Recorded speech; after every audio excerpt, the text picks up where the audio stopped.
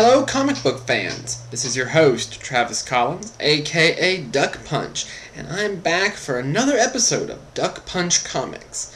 Now in this episode we're wrapping up the week of September 1st, 2010, just to look back at the books we've reviewed and sort of pick out which ones were good, which ones were not.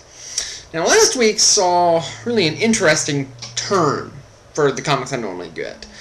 I'm usually the first guy to sing the praises of the superhero genre as being my favorite, but last week's the real stars were the two non-superhero books, followed up by a superhero acting in a decidedly non-superhero role.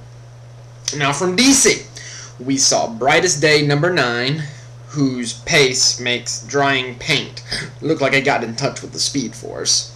JSA All-Stars number 10, which is a fun book, but unfortunately is not really that important and has absolutely horrible artwork. And Secret Six number 25. Great stuff, though looking back, not nearly as good as it has been in the past. For Marvel Comics, we saw Thor, For Asgard number 1, which is a damn fine comic. More on that later. Shadowland number 3. Proof that one of the best ideas in mainstream comics can be watered down into absolute crap just as easily as anything else in the industry. Hawkeye and Mockingbird number 4, which continues to feel like I'm walking in on a conversation and desperately trying to keep up. The Avengers, the Children's Crusade number 2, which saw some really cool moments, but nothing really spectacular yet. And Captain America Forever Allies number 2. Yawn.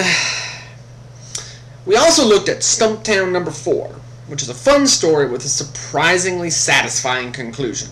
Again, more on that later.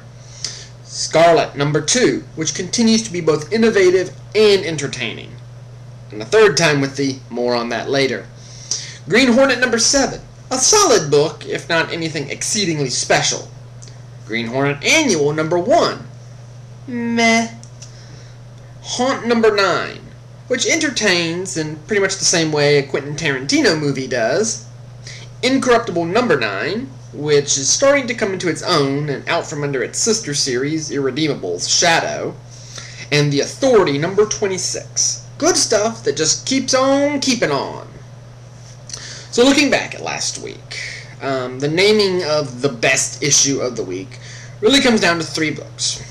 Is it the Sword and Sorcery story, with amazing art and the promise of great story to come? Is it the story of a scrappy heroine that brings an unorthodox story with an unorthodox setting to a really pleasing conclusion? Or is it the book that challenges the reader's perception and the way readers approach comic narration? In the end, a book with real innovation has to get the nod. Your book for the week of September 1st, 2010, Scarlet number 2. Absolutely, hands down, the best book of the week. With Thor for Asgard number 1 coming in a very close second, followed by Stumptown number 4. Now, for worst book of the week, this actually isn't that difficult. Shadowland number 3, which finalizes the utter neutering of what could have been one of the best stories of the decade.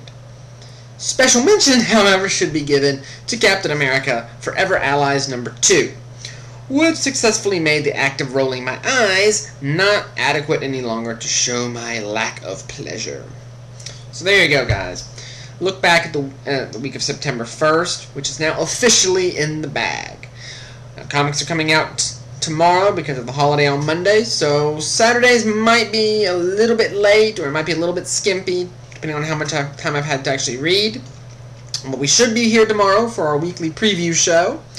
As always, leave comments, let me know what you thought, and hopefully I will see you guys tomorrow. Have a great afternoon.